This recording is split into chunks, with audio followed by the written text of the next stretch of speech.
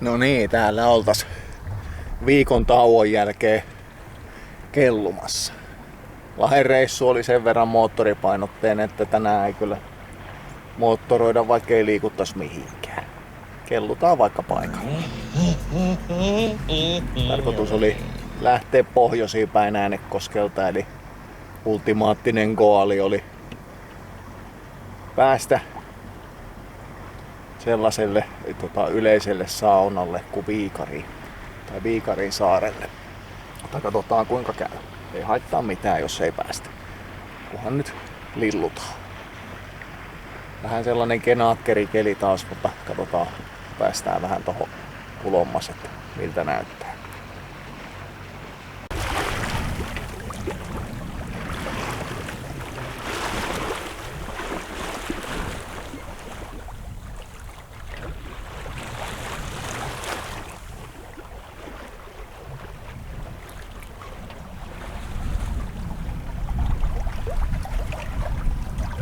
Vielä näkyy Äänekosken satama. Ei se siintää tyttöjen saama.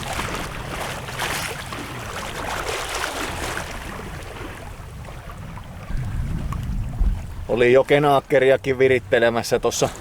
Sen verran hoppu oli laiturista, et eihän sitä siinä voinut laittaa. Niin. Mutta ihan hyvinhän tällä pokalla ja pääpurjeellakin pääsee eteenpäin. Ja mikäs kiire meillä kesälomalaisilla olisi. Mennään tällä niin pitkään kuin annetaan. Suunta on oikea ja näyttäisi olevan tuollaista itätuulta tällä hetkellä. Vaikka käsittääkseni oli luvattu etelätuulta, mutta tää passaa hienosti tänne Keiteleelle kanssa. Ei ole mitään ongelmaa sen suhteen. Katsotaan minkälaisia puuskia on, kun päästään tuohon vähän avoimemmalle paikalle.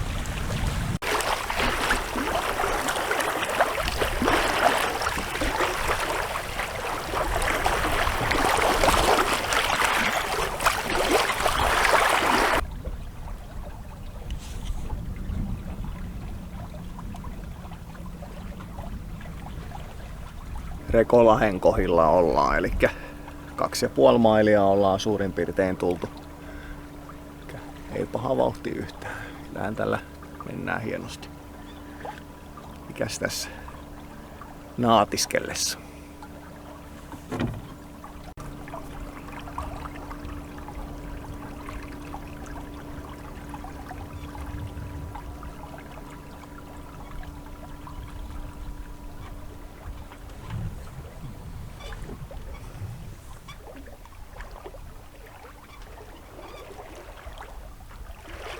Vihreä merkki edessä, mistä pitäisi päästä ohi.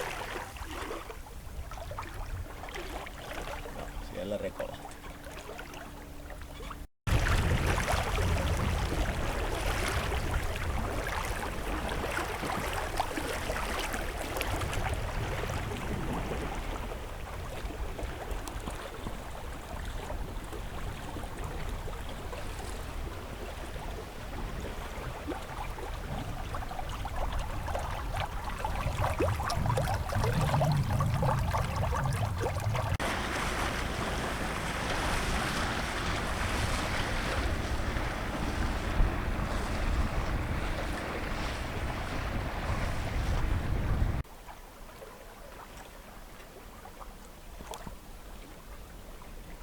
Katsotaan miten Ukonsalmi menee tällä kertaa. Sopivaa myötätuulta tällä hetkellä, mutta tunnetusti tässä vähän pyörteilee. Katsotaan mitenkä me päästään toiselle puolelle. Suurin piirtein myötätuulessa päästiin koko Ukonsalmi. Katsotaan sitten Ukon selkä, että mistä päin täällä mahtaa tulla. Nää ei aina mene ihan käsi kädessä tuulen suuntien kanssa, mutta selviää kun vähän odotellaan. On kyllä loistava purjehduskeli. Siis ei nyt mitään jättinopeita vauhteja eikä muuta, mutta tasasta rauhallista menoa, niin kuin ainakin itse tykkään. tällaista niin sanottua champagne-purjehtimista, jos nyt niin voi kutsua. Toki täällä järvellähän ei tuulen suunnat koskaan pysy ihan täysin samoina, että aina joutuu vähän häsläämään enemmän tai vähemmän purjeiden kanssa, että saa ne vetävänä, mutta tällaista se on. Elämä on valintoja täynnä. Jotain piti tehdä, kun takanta rupesi lähentelemään purjevene. Eihän tää kisailua ole, mutta eihän nyt voi toinen purjevene mennä tosta noin vaan ohikaan.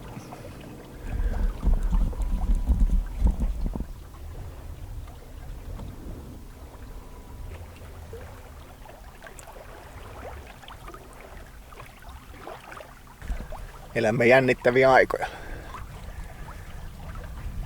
Tuulen suuntana, kulkusuuntaa ruvetaan olemaan vähän vastaisissa tuulissa, eli Kenaakkerin rajoilla.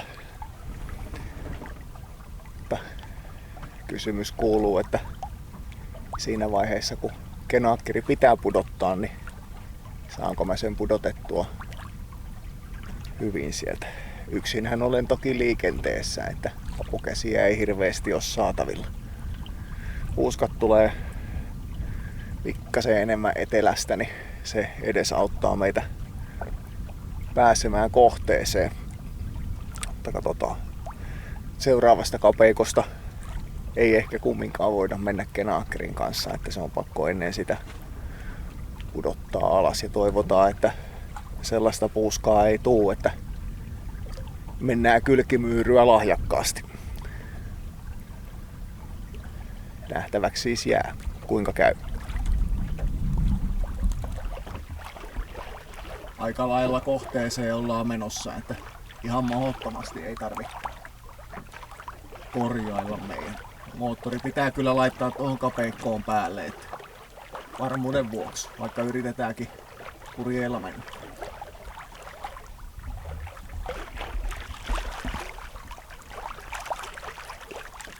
Sieltä tulee taas tuulta. Katsotaan, kuin käy.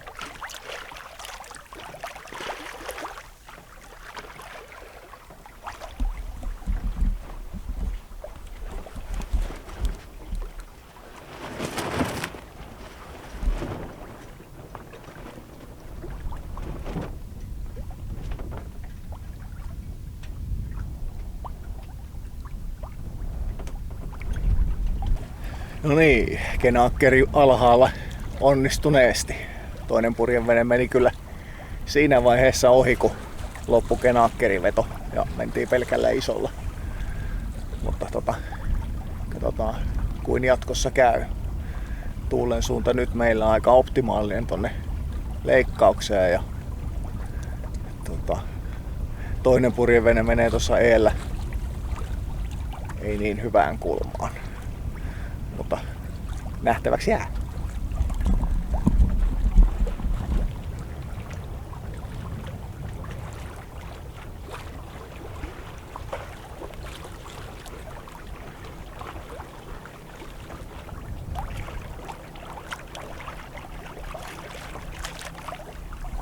Meillä nokkako osoittaa juuri sitä paikkaa, minne ollaan menossa.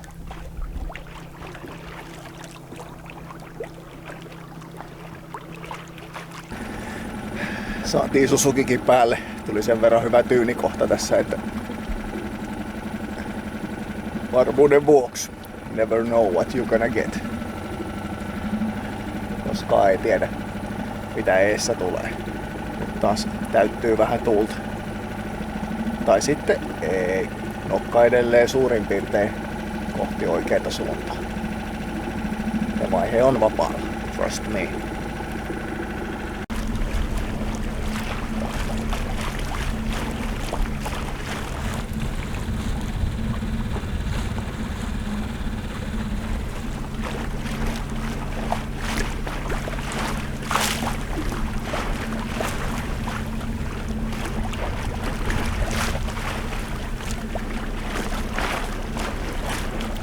Vähän se taisi päästä livistämään nyt.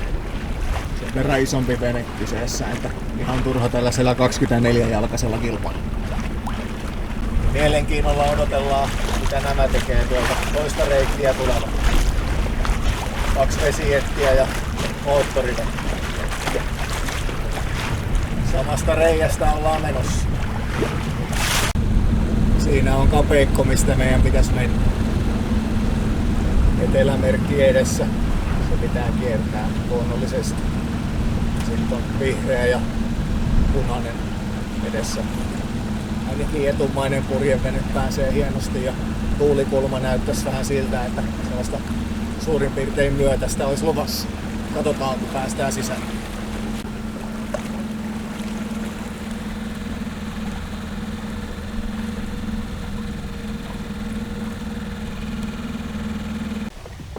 Sen verran pitää olla luottoa omiin taitoihin, että tässä vaiheessa voi jo Suzukin pudottaa pois pelistä. No, mennäänpähän ainakin rantaan sitten ihan rytinällä, jos ei muutu. Mutta suoraan päästään osoittamaan hienosti.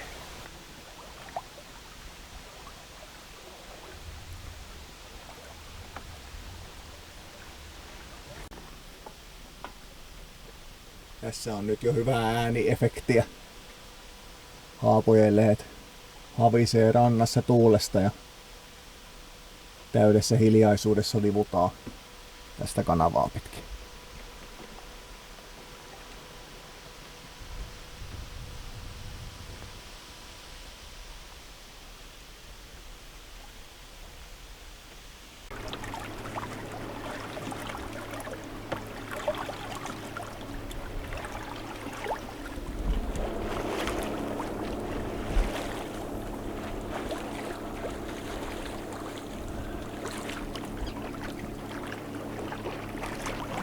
Siellä olisi Sumiainen ja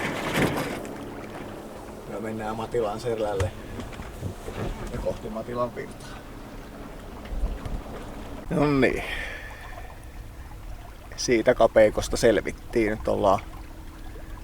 No niin, tosiaan Matilan Selällä ollaan ja täältä löytyy parikin paikkaa, missä ollaan oltu aikaisemmin. Viime syksynä näihin samoihin aikoihin, kun tein yksin purjehduksen Viitasaarelle, niin tuossa poukamassa olin yötä. Tulin siihen silleen sopivan pimeänä. Olisikohan ollut 11 kello tai jotain semmoista. Siitä oli hyvä heräillä. Ja tuolla vastapäätä kopi saaren takana, mikä tuolla näkyy, niin siellä ollaan oltu pari kertaa ja tuossa edustalla yhden kerran. Nyt ei jäädä siis tähän, että tuolla näkyy kapeikko, mistä mennään. Sitten löytyy Matilan virta ja silta olikohan nyt 6 metrin alituksella, eli aston pudotus siinä ennen siltaa ja nosto luonnollisesti sillan jälkeen. Parin tunnin breikki. Tässä ollaan sellainen 4 tuntia ollut liikenteessä. No okei. Vähän huijasin. Ois purjeilla voinut mennä vähän lähemmäskin, mutta ei juuri tullut, niin ajattelin, että hyvä kohta ja reilusti tilaa, niin siinä on hyvä tiputella purjeet. Moottoroidaan sillan alle. Ei sillan ali, vaan lähelle siltaa.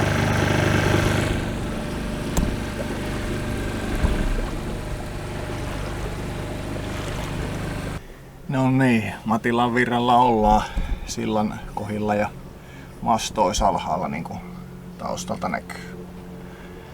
Vähän meinaa olla sellainen itkupotku raivari meininki, eli tarkoittaa sitä, että sehän on syötävä.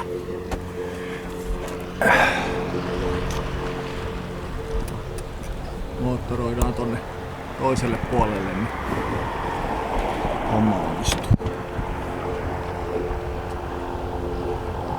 Siinä näkyy sieltä.